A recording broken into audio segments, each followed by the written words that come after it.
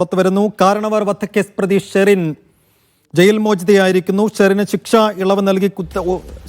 ഇളവ് നൽകിയുള്ള ഉത്തരവ് കഴിഞ്ഞ ദിവസം പുറത്തിറങ്ങിയിരുന്നു. അതിന് പിന്നാലെ ഇപ്പോൾ ഷെറിൻ ജയിൽ മോചിതയായിരിക്കുന്നു. പരോളിലായിരുന്ന ഷെറിൻ ഇന്ന് 4 മണിയോടെയാണ് കണ്ണൂർ വനിതാ ജയിലിലെത്തി നടപടികൾ പൂർത്തീകരിച്ച് പുറത്തിറങ്ങിയത്. തുലൈസ്തക് വിശദാംശങ്ങൾ നൽകും. സുനിൽ, ഇതിനകം തന്നെ പുറത്തായിരുന്നു ഷെറിൻ, പരോളിലായിരുന്നു. അപ്പോൾ ജയിൽ മോചിതയാവാൻ വേണ്ടി ഒന്ന് അകത്ത് കയറി ആ നോട്ടീസ് കൈപ്പറ്റി പുറത്തിറങ്ങുന്നു. തീർച്ചയായും അത്രയേ ഉള്ളൂ സൈഫുദ്ദീൻ. അതായത് കഴിഞ്ഞ കുറെ ദിവസങ്ങളായി ഷെറിൻ ഈ മോചന ഉത്തരവ് വരുമ്പോഴും അവർ പരോളിലായിരുന്നു. ഏതാണ്ട് 15 ദിവസത്തെ പരോളായിരുന്നു. ആ പരോൾ കാലാവധി 23-ാം തീയതി അവസാനിക്കും. അതിന് മുൻപ് ഈ നടപടിക്രമങ്ങൾ പൂർത്തീകരിച്ചാൽ മതി. എന്തായാലും ഇന്ന് 3:30 അതീവ രഹസ്യമായി ഷെറിൻ എത്തുന്നത്. എന്തായാലും ചെങ്ങന്നൂർ ഭാസ്കര കാരണവർ വധക്കേസിലെ പ്രതി ഷെറിൻ ജയിൽ മോചിതയായിരിക്കുന്നു. ഇതിന്റെ സർക്കാർ ഉത്തരവ് നേരത്തെ തന്നെ പുറത്തിറങ്ങിയിരുന്നു. ഷെറിനടക്കം 11 പേർക്കാണ് ശിക്ഷാ ഇളവ് നൽകി വിട്ടയക്കാൻ മന്ത്രിസഭ ശുപാർശ ചെയ്തത്. പിന്നാലെ ഗവർണർ രാജേന്ദ്ര വിശ്വനാഥ് ആർലേക്കർ ഇത് അംഗീകരിക്കുകയും ചെയ്തു. ഇതിന് പിന്നാലെ അവരെ ജയിലിൽ നിന്ന് മോചിപ്പിക്കാനുള്ള സർക്കാർ ഉത്തരവ് പുറത്തിറങ്ങി. ഉത്തരവ് 3 ദിവസം മുമ്പ് തന്നെ ഇവിടെ കണ്ണൂർ വനിതാ ജയിലിൽ, പള്ളിക്കുന്നുള്ള വനിതാ ജയിലിൽ എത്തിയിരുന്നു. പക്ഷേ ഈ വിവരം ഔദ്യോഗികമായി, അതായത് മോചിപ്പിക്കാനുള്ള ഉത്തരവ് സർക്കാർ പുറത്തിറക്കിയിരിക്കുന്ന വിവരം ഷെറിനെ ജയിലിൽ നിന്ന് ഔദ്യോഗികമായി അറിയിക്കുകയും ചെയ്തു. പക്ഷേ കഴിഞ്ഞ കുറെ ദിവസങ്ങളായി ഷെറിൻ ഇവിടെ എത്തുമെന്ന് മാധ്യമങ്ങളൊക്കെ പ്രതീക്ഷിച്ചിരുന്നു. പക്ഷേ ഇന്ന് 3:30 അവർ വനിതാ ജയിലിലെത്തി. അതിനുശേഷം ഈ ഏതാണ്ട് അരമണിക്കൂറായിരുന്നു ഇതിന്റെ നടപടിക്രമങ്ങൾ ഉണ്ടായിരുന്നത്. ആ നടപടിക്രമങ്ങളൊക്കെ പൂർത്തിയാക്കി ഷെറിൻ അല്പസമയം മുമ്പ് ജയിലിൽ നിന്ന് ഇറങ്ങിയിരിക്കുന്നു. 2009 ഭർത്തൃപിതാവായ ഭാസ്കർ കാരണവരെ ഷെറിനും മറ്റ് 3 പ്രതികളും ചേർന്ന് വീടിനുള്ളിൽ വെച്ച് കൊലപ്പെടുത്തിയത്. എന്തായാലും ശിക്ഷയിളവ് ചെയ്ത് വിട്ടയക്കാനുള്ള ശ്രമം, അതിനിടയിൽ ചില പ്രശ്നങ്ങളൊക്കെ ഉണ്ടായി. അതിനിടയിലാണ് ഷെറിന് വീണ്ടും സർക്കാർ പരോൾ അനുവദിച്ചത്. എന്തായാലും 14 വർഷത്തെ ശിക്ഷാ കാലയളവിനുള്ളിൽ 500 ദിവസത്തോളം ഇവർക്ക് പരോൾ ലഭിച്ചുവെന്ന ആക്ഷേപമുണ്ട്. അതിന് പിന്നാലെയായിരുന്നു വീണ്ടും അവർക്ക് 15 ദിവസം കൂടി കഴിഞ്ഞ ദിവസം പരോൾ നൽകിയത്. എന്തായാലും പരോൾ കാലാവധി കഴിയുന്നതിന് മുമ്പ് തന്നെ ഷെറിൻ ജയിൽ മോചിതയായിരിക്കുന്നത്.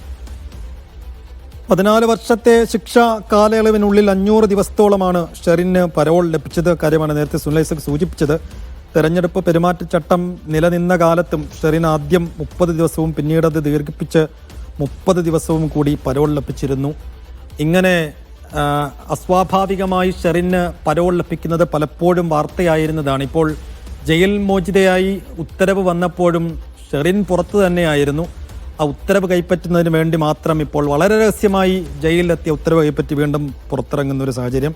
ജയിലിലെ നല്ല നടപ്പ് പരിഗണിച്ചായിരുന്നു ഷെറിന് ശിക്ഷാ ഇളവ് നൽകാൻ. സുനിൽ, ഈ ജയിലിലെ നല്ല നടപ്പ് പരിഗണിച്ചായിരുന്നു ഷെറിന് ശിക്ഷാ ഇളവ് നൽകാൻ ജയിൽ ഉപദേശക സമിതി ശുപാർശ ചെയ്തിരുന്നത്. ആ ശുപാർശ വലിയ വിവാദമായിരുന്നു. കാരണം ഈ ഷെറിനെതിരെ പലതരത്തിലുള്ള കേസുകൾ ജയിലിനകത്ത് നിന്ന് റിപ്പോർട്ട് ചെയ്യപ്പെട്ടതാണ്.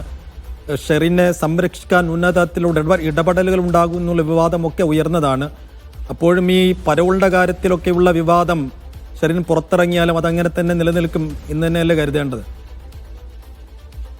തീർച്ചയായും ജയിലിലെ നല്ല നടപ്പ് പരിഗണിച്ചാണ് ശിക്ഷ ഇളവ് നൽകുന്നത് ശുപാർശ എന്നായിരുന്നു ജയിൽ ഉപദേശക സമിതിയുടെ അവരുടെ ഒരു നിലപാട്. എന്തായാലും ഈ ശിക്ഷ ഇളവ് ചെയ്യാനുള്ള മന്ത്രിസഭാ തീരുമാനം വന്നതിന് പിന്നാലെ പോലും കണ്ണൂർ ജയിലിൽ നൈജീരിയൻ സ്വദേശിയായ സഹതടവുകാരിയെ കൈയേറ്റം ചെയ്തു എന്ന കേസിൽ ടൗൺ പോലീസ് ഇവർക്കെതിരെ കേസെടുക്കുന്ന സാഹചര്യമുണ്ടായി. പക്ഷേ ആ കേസെടുക്കുമ്പോഴും ഈ കയ്യേറ്റത്തിന് വിധേയമാക്കപ്പെട്ട നൈജീരിയൻ സ്വദേശിനിയെ ഈ കണ്ണൂർ വനിതാ ജയിലിൽ നിന്ന് മാറ്റുകയാണ് ചെയ്തത്. പക്ഷേ ഷെറിനെതിരെ ഏതെങ്കിലും തരത്തിലുള്ള നടപടി ഉണ്ടായില്ല.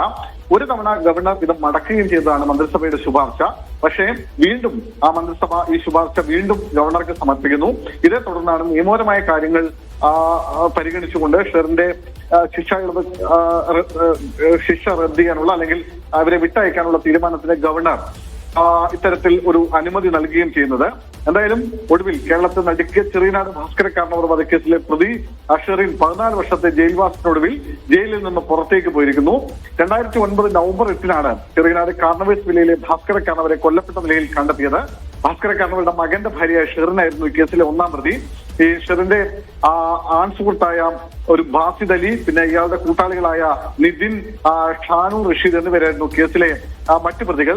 ഭാസ്കര കാരണവരുടെ സ്വത്തിൽ ഷെറിനും കൂടി ഉണ്ടായിരുന്ന ആധാരം കാരണവർ റദ്ദ് ചെയ്തതിലെ പകയും ബാസിദ് അലിയുമായി ഒരുമിച്ച് ജീവിക്കുന്നതിനുമാണ് പ്രതികൾ കൃത്യം നടത്തുകയെന്നായിരുന്നു പ്രോസിക്യൂഷന്റെ കേസ്. സംഭവം നടന്ന 7ാം മാസം ആ കേസിൽ കോടതി വിധി പറഞ്ഞു. ഒന്നാം പ്രതിയായിട്ടുള്ള ഷെറിന് വിവിധ വകുപ്പുകളിലായി 3 ജീവപര്യന്തവും 85,000 രൂപയുമാണ് മാവേലിക്കര അഡീഷണൽ സെഷൻസ് കോടതി ശിക്ഷയായി വിധിച്ചത്. 2 മുതൽ 4 വരെ പ്രതികൾക്ക് വിവിധ വകുപ്പുകളിലായി 2 ജീവപര്യന്തവും 80,000 രൂപ ശിക്ഷയും വിധിച്ചു. ആ കേസ് അപൂർവമല്ല. പ്രതികൾ മുമ്പ് ക്രിമിനൽ കൃത്യത്തിൽ ഏർപ്പെട്ടിട്ടില്ല, മക്കളുണ്ട് തുടങ്ങിയ കാരണങ്ങളാലാണ് പ്രതികൾക്ക് വധശിക്ഷ പരിഗണിക്കാതിരുന്നതെന്ന് കോടതി അന്ന് ചൂണ്ടിക്കാട്ടുകയൊക്കെ ചെയ്തിരുന്നു. എന്തായാലും ഈ കേസിന് ശേഷം ഇവരെ പല ജയിലുകളിൽ, സംസ്ഥാനത്തിന്റെ വിവിധ ജയിലുകളിൽ, വനിതാ ജയിലുകളിൽ ഷെറിൻ തടവ് ശിക്ഷ അനുഭവിച്ചു. അവിടെയൊക്കെ തിരുവനന്തപുരത്തെ പൂജപ്പുരയിലായാലും വിയൂരിലായാലും ഒക്കെ ഷെറിനെതിരെ നിരവധി അനവധിയായ പരാതികൾ ഉണ്ടാവുന്നു. മാത്രമല്ല ഷെറിന് ജയിലിൽ വഴിവിട്ട സൗകര്യങ്ങൾ ജയിൽ അധികൃതർ ചെയ്തു നൽകുന്നുവെന്ന് സഹതടവുകാരി അടക്കമുള്ള ആളുകളുടെ ഭാഗത്ത് നിന്ന് പലപ്പോഴും ആക്ഷേപങ്ങളും ആരോപണങ്ങളും ഒക്കെ ഉയർന്നിരുന്നു. പക്ഷേ അപ്പോഴൊക്കെ ചില രാഷ്ട്രീയ ബന്ധങ്ങൾ ഷെറിന് സഹായമാവുകയായിരുന്നു. ഏറ്റവും ഒടുവിലാണ് അവരെ കണ്ണൂർ സെൻട്രൽ ജയിൽ, കണ്ണൂർ വനിതാ ജയിലിലേക്ക് ഷെറിനെ കൊണ്ടുവരുന്നത്. ഈ വനിതാ ജയിലിലും ഷെറിനുമായി ബന്ധപ്പെട്ട സുനിൽ ഒന്നിടപെടുന്നു. ഇപ്പോൾ ജ്യോതികുമാർ ചാമക്കാല കോൺഗ്രസ് നേതാവ് ടെലിഫോൺ ലൈനുണ്ട്. ശ്രീ ജ്യോതികുമാർ ചാമക്കാല, ഷെറിൻ ജയിൽ മോചിതയായിരിക്കുന്നു, പരോളിലായിരുന്നു നേരത്തെ തന്നെ. ഇപ്പോൾ ജയിൽ മോചിതയാകുന്നതിന്റെ ഇതൊന്ന് കുറിപ്പ് കൈപ്പറ്റാൻ വേണ്ടി ജയിലിനകത്തേക്ക് രഹസ്യമായി എത്തി അത് കൈപ്പറ്റി വീണ്ടും പുറത്തേക്ക് ഇറങ്ങുന്നു. ഇനിയിപ്പോൾ ഷെറിൻ ജയിൽ മോചിതയായാലും ഷെറിനെ ചുറ്റിപ്പറ്റി ഉണ്ടായിരുന്ന വിവാദങ്ങളും അടിക്കടി അവർക്ക് പരോൾ ലഭിച്ചതും അവർക്ക് വേണ്ടി ഉന്നത തലത്തിലുണ്ടായിരുന്ന സ്വാധീനങ്ങളും ഇടപെടലുകളൊക്കെ അതൊക്കെ എന്നും വിവാദമായി നിലനിൽക്കും തന്നെയാണോ കരുതേണ്ടത്? തീർച്ചയായിട്ടും. നോക്കൂ, ഇവിടെ സർക്കാരിന്റെ പ്രയോറിറ്റി കൂടിയാണ് ഇവിടെ ചെയ്യുന്നത്. നമ്മൾ മനസ്സിലാക്കേണ്ടത്, എത്രയോ വർഷമായി ജയിലിൽ കഴിയുന്നവരുണ്ട്. ആ ജയിലിൽ ഒരു കുറ്റകൃത്യം ചെയ്തതിന്റെ പേരിൽ ജീവപര്യന്തം ശിക്ഷ അനുഭവിച്ചതിന് ശേഷവും മറ്റ് ക്രിമിനൽ കേസുകളിലോ അല്ലെങ്കിൽ ജയിലിൽ നല്ല നടപ്പ് നടന്നിട്ടുള്ള എത്രയോ കുറ്റവാളികൾ ജയിലിലുണ്ട്. അപ്പോഴാണ് കൃത്യം 14 വർഷം കഴിഞ്ഞതിന്റെ പേരിൽ മാത്രം ഇത്തരത്തിൽ റിലീസ് ചെയ്യാനുള്ള തീരുമാനമെടുക്കുന്നത്. ഇതിന്റെ പിന്നിൽ കൂടാതെ ഉണ്ടെന്ന് ഞങ്ങൾ നേരത്തെ തന്നെ പറഞ്ഞിട്ടുള്ളതാണ്. ഇപ്പോൾ സ്വാഭാവികമായിട്ടും മന്ത്രിസഭ അത്തരത്തിൽ ശുപാർശ ചെയ്ത് ഗവർണർ അംഗീകരിച്ചിരിക്കുന്നു. നിയമപ്രകാരം റിലീസ് ചെയ്യപ്പെടുന്നെങ്കിലും ഇതിന്റെ പിന്നിലെ രാഷ്ട്രീയ ഇടപെടലുകൾ തീർച്ചയായിട്ടും ഞാൻ നേരത്തെ തന്നെ സൂചിപ്പിച്ചിട്ടുള്ളതാണ്. ആ രാഷ്ട്രീയ ഇടപെടലിന്റെ ഭാഗമായിട്ടാണ് അവർ ജയിലിൽ കാട്ടിക്കൂട്ടിയിട്ടുള്ള അക്രമ സംഭവങ്ങളെ കുറിച്ചൊക്കെ നമുക്കറിയാം. അപ്പോൾ തീർച്ചയായിട്ടും ഇത് ഒരു വ്യക്തിപരമായ പ്രീണനം തന്നെയാണ് സർക്കാരിന്റെ ഭാഗത്തുണ്ടായിട്ടുള്ളത്. സർക്കാരിന്റെ ഭാഗത്തുനിന്ന് പറയുമ്പോൾ സർക്കാർ മാത്രമല്ല, ഏറ്റവും ഒടുവിൽ രാജ്ഭവനും ഗവർണറും പോലും ഷെറിന് വേണ്ടി കാര്യമായ ഇടപെടലുകൾ നടത്തി എന്ന് കാണുന്നു.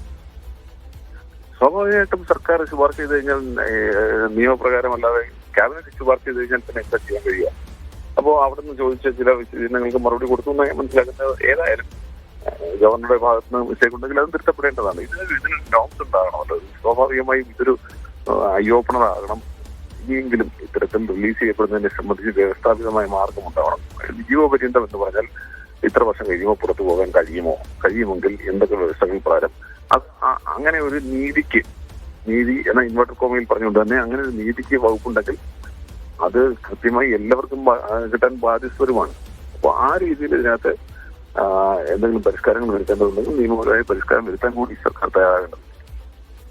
ശരി, നന്ദി ശ്രീ ജ്യോതികുമാർ ചാമക്കാല പ്രതികരിച്ചതിന് വിശദാംശങ്ങൾ നൽകിയത് സുനിൽ ഐസക്.